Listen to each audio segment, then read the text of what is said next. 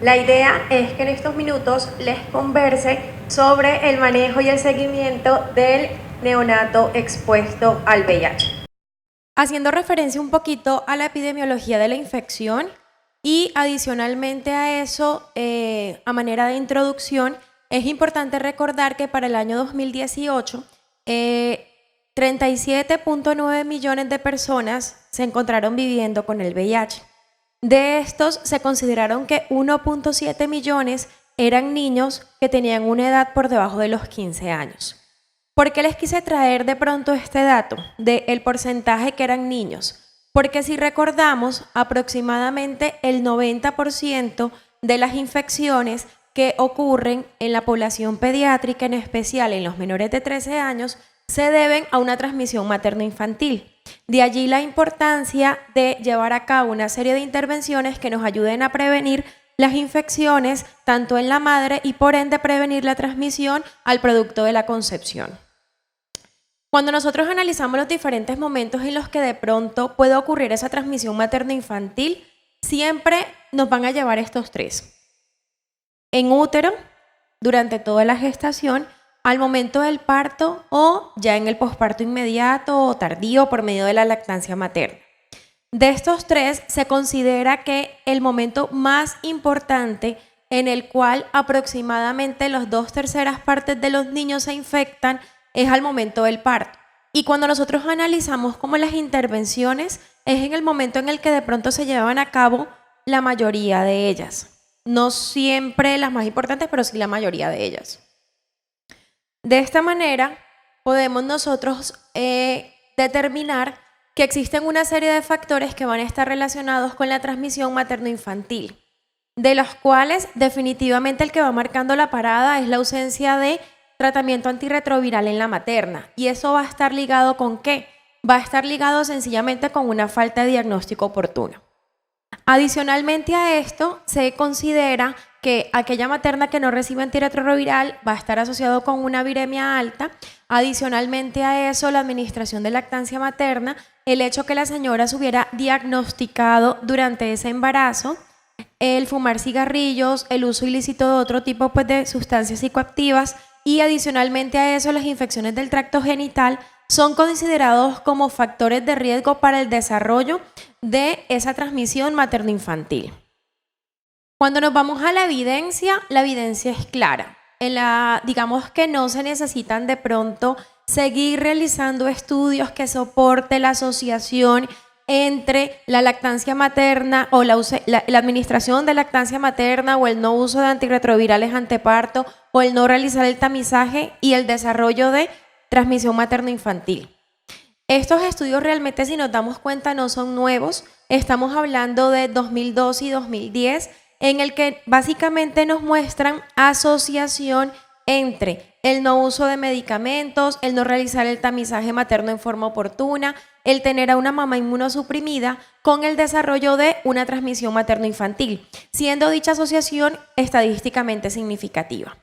Del otro lado de la pantalla encontramos datos que nos reafirman el por qué una elevada carga viral va a estar relacionado con un mayor riesgo de desencadenar una transmisión materno-infantil.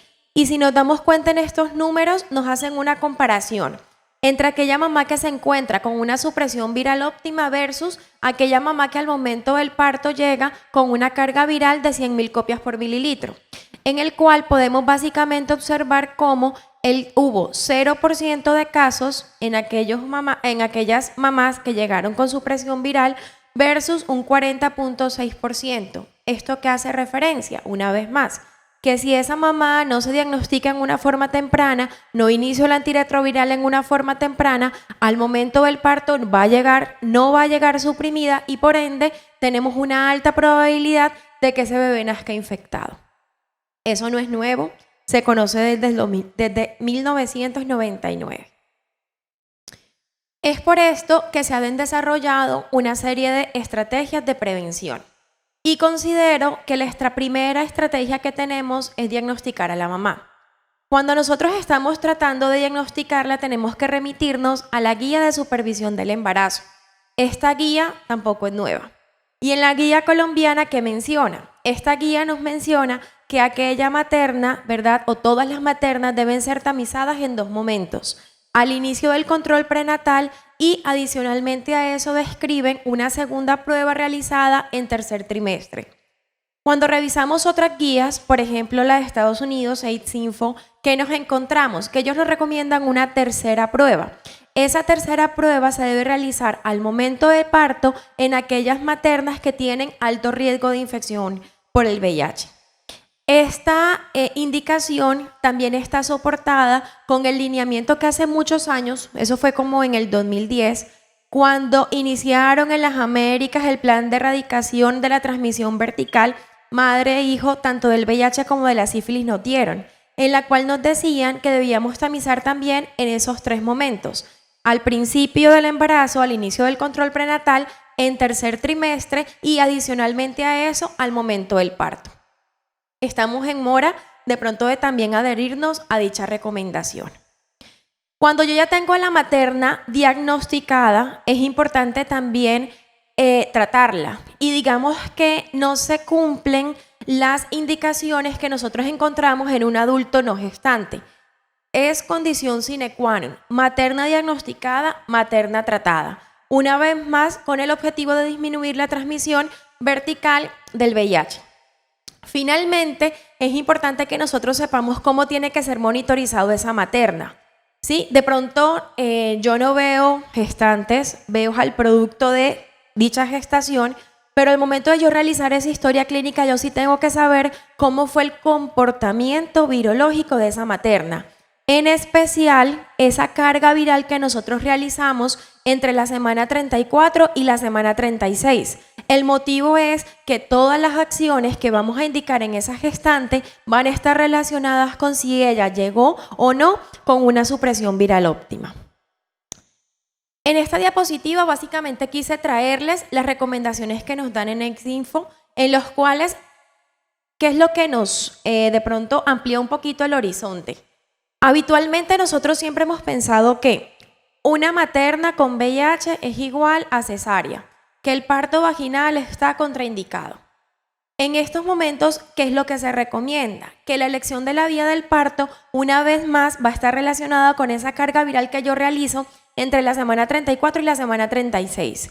Se considera que deben nacer por cesárea o se le debe realizar una cesárea, que esa cesárea debe ser realizada la semana 38 a aquellas mujeres que cerca del parto tienen una carga viral por encima de 1000 copias o en su defecto desconocida, aquellas que de pronto no dieron la oportunidad de realizarse el control o que sencillamente el diagnóstico fue al momento de la atención del parto. Y la otra recomendación que nos brindan es que a menos que exista como tal alguna indicación obstétrica, a esa gestante se le tiene que evitar la ruptura artificial de membranas, el uso rutinario de electrodos en el cuero cabelludo y adicionalmente a eso el uso de forceps o de vacuum, porque in útero en esas contracciones podemos llevar a ¿qué?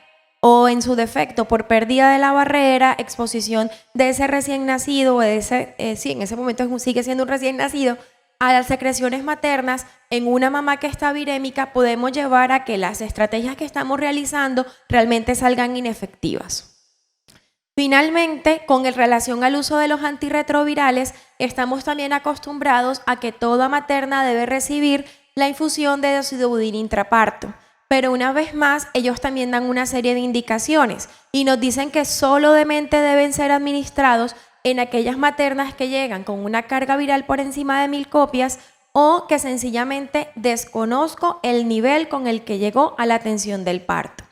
Es opcional la administración en aquellas maternas que tienen una carga viral entre 50 y 999 copias por mililitro. Una vez más, esto es como una decisión que debe ser tomada por el equipo obstetricia e infectología de adultos. Con los recién nacidos sí definitivamente no hay pierde. Todo recién nacido, todo hijo de madre con VIH requiere la administración de tratamiento antirretroviral. Eso no tiene pierde, eso es una indicación que si revisan las diferentes guías que encontramos en la literatura se mantiene. Y con relación al tiempo, y siempre que doy esta charla se los digo, es pecado Es pecado que me nazca un hijo de una madre con VIH y que yo no le inicie en una forma temprana los antirretrovirales. Y una vez más, la indicación es clara. Debe ser indicado o tiene que ser indicado en las primeras 6 a 12 horas de vida. Y es la hora, y uno a veces los encuentra, que pasan toda una noche en alojamiento conjunto, esperando a que al día siguiente sea valorado por pediatría y que sea el pediatra que le ordene dicha medicación. Esto se evita en aquellas maternas que son captadas durante el control prenatal. ¿Por qué se evita? Porque ellas llegan súper juiciosas con el kit. Llegan con el kit de la acidobudina intravenosa y llegan con el kit también de la acidobudina para el bebecito. Pero sí nos queda como una brecha en aquella materna que tuvo recién diagnóstico o en su defecto le hicieron atención del parto y no verificaron cuándo fue la última serología de la señora. Entonces hay que tener mucho cuidado con relación a esto. Ahorita hubo algo que se me pasó mencionarles y me parece prudente de una vez mencionárselos. Cuando nosotros estamos realizando el tamizaje materno, hay algo que ustedes se tienen que fijar y que lo tienen que anotar en la historia clínica. La mayoría de nosotros sabemos del concepto de ventana inmunológica. En teoría, o en teoría no. ¿Cuál es la recomendación? La recomendación es que si yo tamizo materna, ese tamizaje materno debe realizarse con 2 tipos de pruebas. Una prueba rápida para VIH o una ELISA por encima de la 3ª generación. Eso no se está haciendo. Estamos o todavía seguimos utilizando ELISAs de primera o de 2ª generación. Y al momento de yo realizar esa carpetica prenatal, no me estoy percatando de qué tipo de ELISA o qué tipo de prueba fue la que se utilizó para tamizar a la señora. Si hay duda, repita. Entonces también nos enfrentamos con las EPS, porque las EPS les están glosando las pruebas que realizan al momento de la atención del parto. Pero una forma de justificarlos es esa. Si la señora no fue tamizada con una prueba rápida o con una ELISA que esté por encima de la 3ª generación, hay necesidad de repetirla con una prueba como se debe hacer. Con relación al que iniciar, él va a depender. ¿Va a depender de qué? Va a depender del momento de la infección materna, si utilizamos o no antirretrovirales, va a depender también de si decidí o no administrarle lactancia materna. Y con relación al tiempo de esa profilaxis antirretroviral, podemos encontrarnos 2 escenarios. Podemos encontrar los que le administré 6 semanas o que le podría administrar 8 semanas. Una vez más, la eficacia de los antirretrovirales en el paciente expuesto no tiene de pronto como mucha controversia. Entonces, básicamente encontramos estudios en los cuales nos muestran que la tasa de transmisión disminuye. En este estudio, por ejemplo, encontramos que la tasa de transmisión disminuyó a un 0.4% si yo utilicé antirretrovirales en esa materna previo al momento de la atención del parto. En este otro, básico, es muy clásico, este es el que realmente nos manda como la parada y que nos da como las recomendaciones del manejo antirretroviral en el recién nacido, en el cual nos muestra el escenario de qué ocurre en aquella materna que no recibió tratamiento antirretroviral antiparto. Entonces nos muestran diferentes opciones de manejo. Nos muestran que pudo ese bebé o que a un grupo de bebés que recibieron sidobudina solita, hubo otros que recibieron sidobudina más nevirapina y hubo otros que recibieron terapia triple. Recibieron tanto sidobudina como lamivudina y como nelfinavir. ¿Y qué fue lo que se demostró? Se demostró que definitivamente aquellos pacientes que recibían sidobudina más nevirapina tenían una de pronto mayor reducción, desafortunadamente no se ve bien en esta imagen, tenían una mayor reducción de esa tasa de transmisión materno-infantil, muy comparado con el uso de terapia triple. Pero ¿cuál fue el problema? Que cuando utilicé 3 medicamentos se me incrementaron los efectos secundarios. De esta manera, nosotros básicamente encontramos qué recomienda nuestra guía de práctica clínica. Así como hay una guía de supervisión del embarazo, también tenemos una guía de práctica clínica de atención al paciente con infección VIH en niños y niñas menores de 13 años. Todavía no está actualizada, sigue siendo vigente la publicada en el 2014. ¿Y qué nos recomienda? Nos recomienda evaluar si esa materna tuvo o no una supresión viral. Con base en esto nos dan dos recomendaciones. Si la materna tuvo una supresión viral, la recomendación es administrar sidobudina y esa sidobudina debe ser administrada durante 6 semanas. En aquellos casos en los que la señora no tuvo una supresión viral, tenemos que mantener esa sidobudina durante 6 semanas y adicionarle nevirapina. Entonces tengamos mucho cuidado, prestemos atención a este punto, que son 3 dosis. No es una dosis cada día, sino que tienen que seguir un intervalo. La primera dosis al momento del nacimiento, la segunda a las 48 horas después de la primera dosis y la tercera dosis a las 96 horas después de la segunda. Entonces, esta es nuestra recomendación en Colombia. Aquí en Colombia tenemos esas dos opciones. O me voy solita con la sidobudina, la cual tiene que ser administrada por 6 semanas, o en aquellos pacientes de alto riesgo tengo que administrar la sidobudina más la nevirapina. ¿Qué nos están recomendando en Estados Unidos? Muchos de ustedes de pronto recordarán que hace algunos añitos, estamos hablando puntualmente del 2013, en New England Journal hicieron una publicación. Esa publicación hacía referencia a una posible cura funcional de un recién nacido. El bebecito nació, mamá de alto riesgo, al momento del nacimiento le administraron no solamente la sidobudina y la nevirapina, sino que también administraron la lamivudina. Importante, no fue dosis de profilaxis, sino a dosis de tratamiento. Muy juiciosamente realizaron el seguimiento de este infante. ¿Y qué fue lo que documentaron? Documentaron que al momento de nacer, a las 30 horas, teníamos una PCR positiva para VIH. Y en los controles siguientes encontramos que permanecieron negativos. A los 18 meses, la mamá le suspendió el tratamiento antirretroviral y continuaron realizando el seguimiento. Y el seguimiento mostró que las cargas virales y las pruebas permanecían negativas, hasta que aproximadamente 2 años después, sin recibir tratamiento antirretroviral, se positivizaron, justo cuando el niño estaba próximo a cumplir los 4 años. Los que de pronto han seguido las recomendaciones que año por año nos hace AIDS Info, podemos notar cómo son cada vez menos temerosos. Recuerdo que la última vez que había revisado, o sea, ellos lo actualizan todos los años. La última vez que había revisado todavía no me hacían ningún tipo de recomendación a favor del uso de terapia triple en los pacientes de alto riesgo con VIH. Para este año ellos ya me realizan una modificación a las recomendaciones, obviamente basado en un consenso de expertos. Y ellos básicamente plantean 3 escenarios. Entonces, esto es como de pronto lo novedoso, si ustedes no han tenido la oportunidad de revisar la actualización para el año 2019 de estas guías. Nos recomiendan la profilaxis habitual, y esa profilaxis habitual nosotros la realizamos como sidobudina solita o en su defecto utilizamos la sidobudina más las 3 dosis de nevirapina.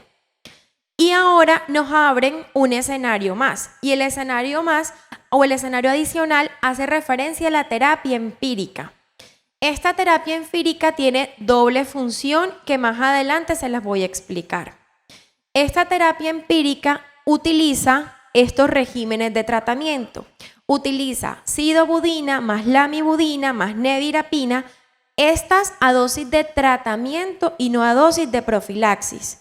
Y me plantean un segundo esquema, el segundo esquema de sidobudina, lamivudina más raltegravir.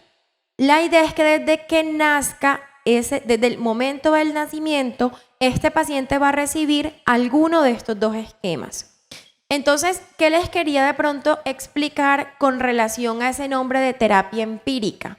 Esto de terapia empírica hace referencia a tratamiento preliminar en caso de confirmarse la infección, es decir, el bebé nace, le realizo estudio al momento del nacimiento me sale positivo, necesito confirmarlo, me sigue saliendo positivo, yo me adelanto al inicio de los antirretrovirales.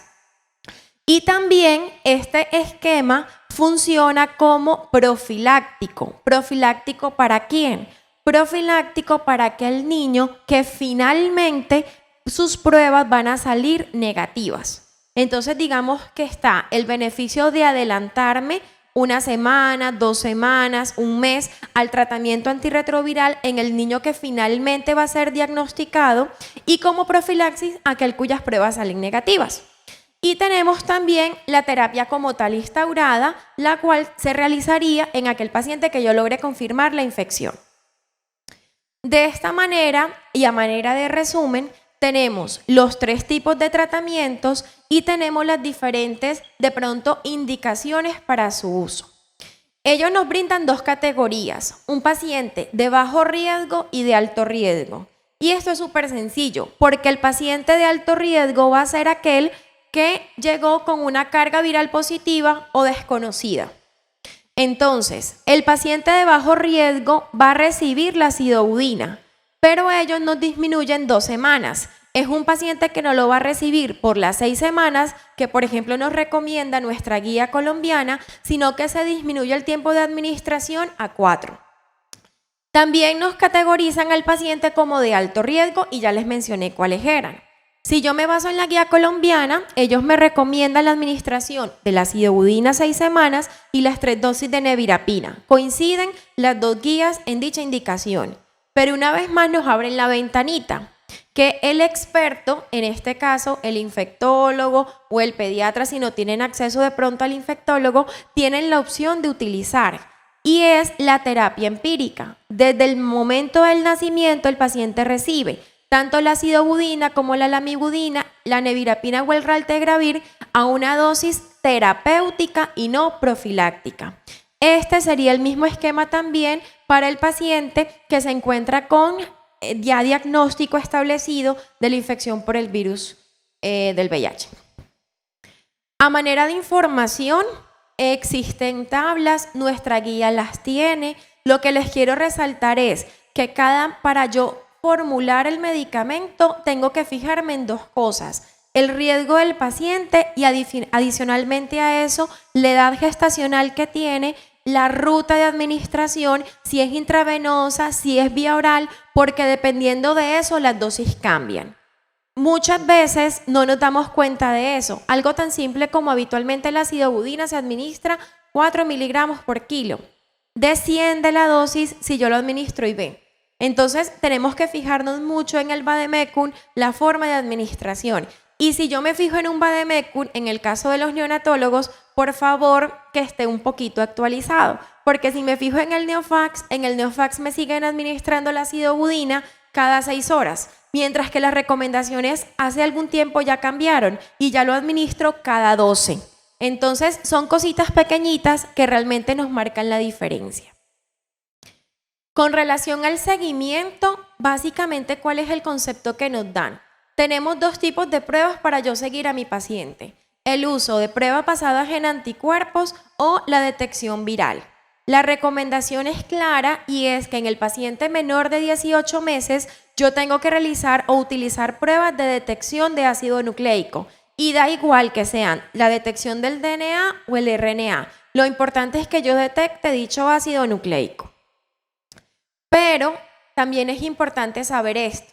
Entonces, en forma grande nos dicen que no los debemos realizar, pero nuestra guía, una vez más, nos abre como esa ventanita. Y eso es algo que nos ocurre a nosotros en el día a día, sobre todo cuando de los pueblos o del área rural nos llegan los bebés sin las mamás, que no se realizaron el tamizaje durante el embarazo, que a pesar de estar esperando no llegan.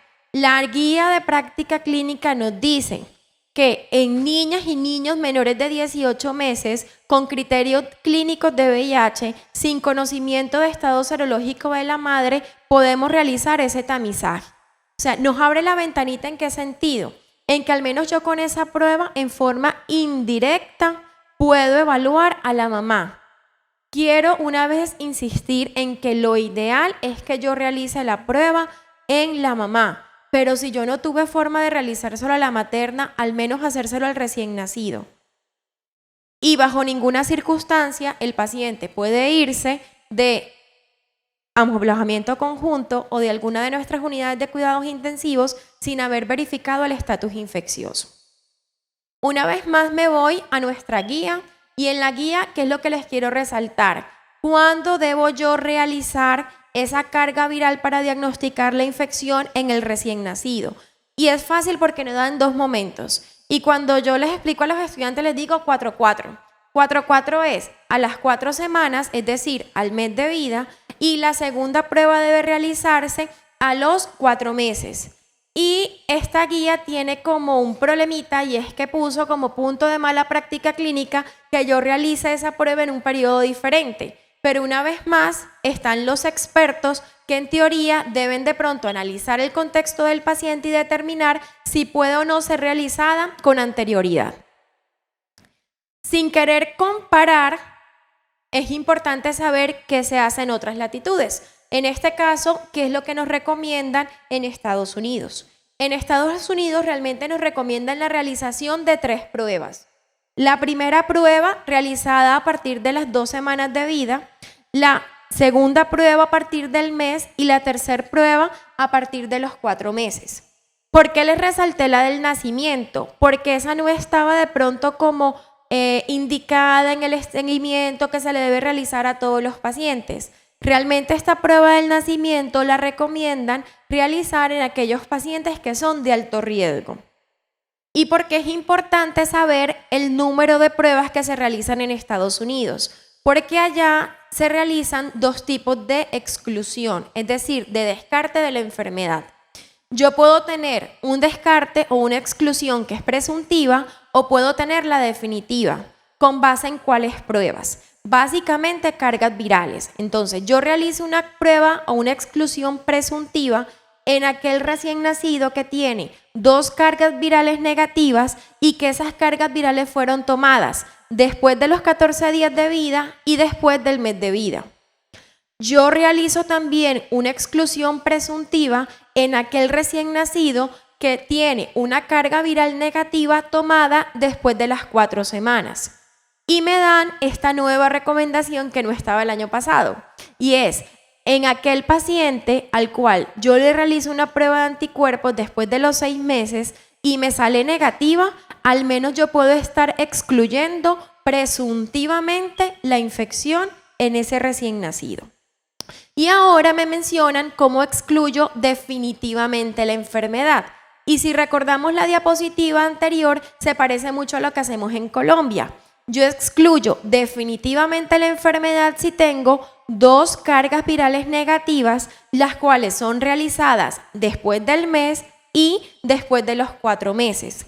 Pero también puedo excluir definitivamente la enfermedad si yo realizo una prueba de anticuerpos, que esa prueba de anticuerpos, esa sangre haya sido extraído en 2 momentos diferentes en un paciente que tenga una edad por encima de los 6 meses.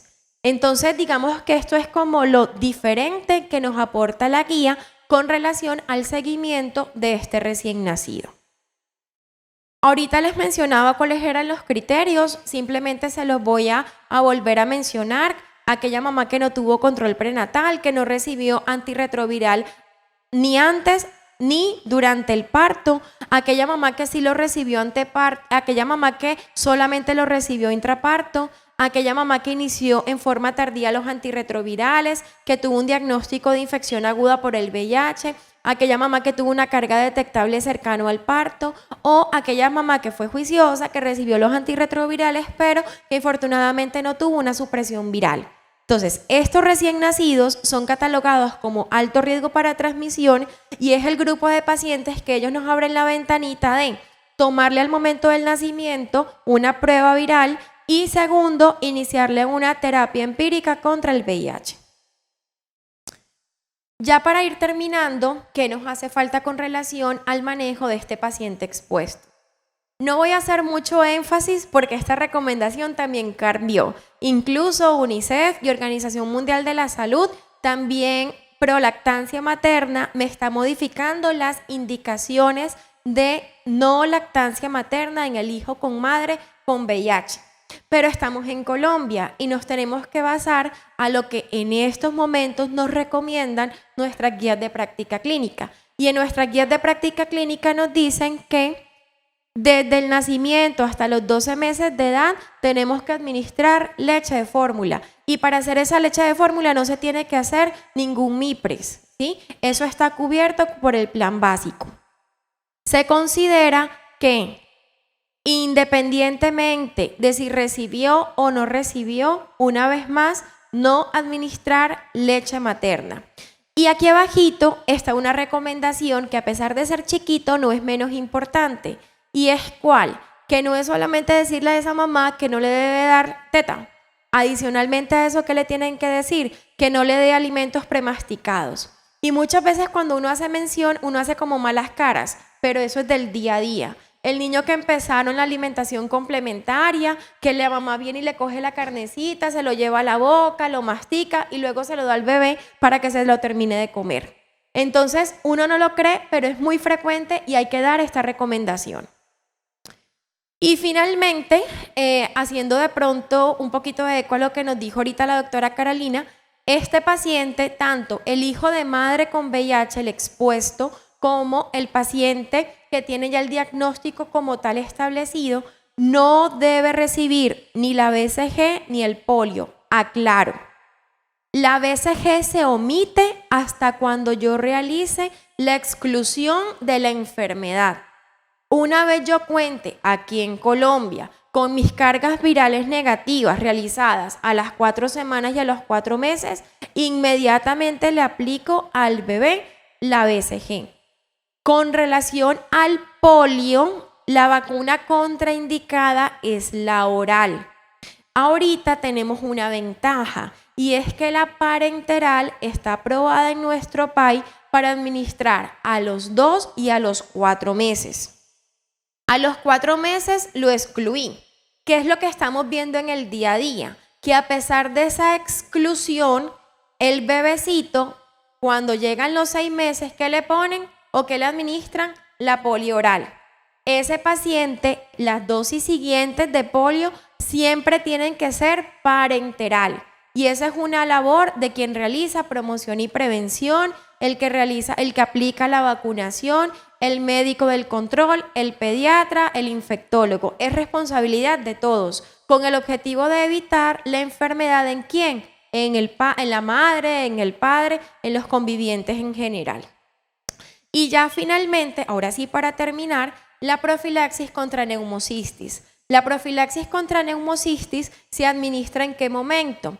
Después de haber finalizado el tratamiento profiláctico. Si decide administrarle solamente sidobudina por 4 semanas, una vez finalice esa profilaxis, inicio. Si decide administrarle la profilaxis durante las 6 semanas, una vez finalice, le inicio. Ya sabemos cuándo iniciar. Ahora, ¿cuándo vamos a suspenderlo? Lo vamos a suspender hasta cuando se realice exclusión de la enfermedad. Aquí en Colombia, hasta los 4 meses. En Estados Unidos nos abren una vez más un caminito. Y es que yo puedo realizar exclusión presuntiva con al menos que una prueba negativa realizada después de las 4 semanas de vida. Por lo tanto, aquí en Colombia yo podría también adoptar esa recomendación. Si yo fui muy juiciosa en el seguimiento y ese recién nacido tiene tanto fui juiciosa, a los 4 meses le hice la carga viral y esa carga viral salió negativa, yo estoy haciendo una exclusión presuntiva. Por lo tanto, a las 6 semanitas, cuando le suspenda el tratamiento, no hay necesidad de iniciar el tratamiento profiláctico contra neumocistis. Digamos que eso también es un cambio que hay, porque antes se decía que la presuntiva eran las 2 negativas. Ahorita nos abrieron otros criterios o nos adicionaron otros criterios, en los que nos dice que la presuntiva es al menos una prueba negativa realizada después de las 4 semanas o, como ya les había mencionado, la prueba de anticuerpos negativa a los 6 meses. Muchas gracias por la atención y una vez más, bienvenidos a Valledupar.